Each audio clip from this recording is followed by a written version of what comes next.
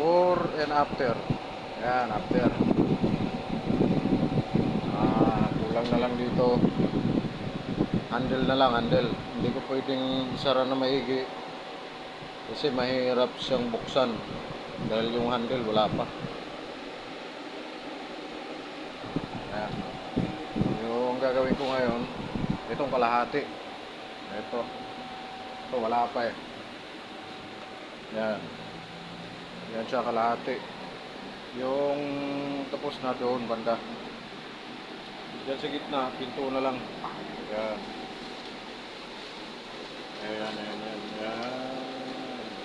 Drawer. Nalagyan namin ng formica. Ito yung design ng formica niya ngayon. Oh. Yan. Iba yan sa noon nakaraan. Yan siya. Tapos dito sa ibabaw, top board niya. Puti yan, puti. Okay. Before, after. Ayun. Lahat pa lang natapos. Pero hindi pa talaga tapos kasi wala pang handle eh.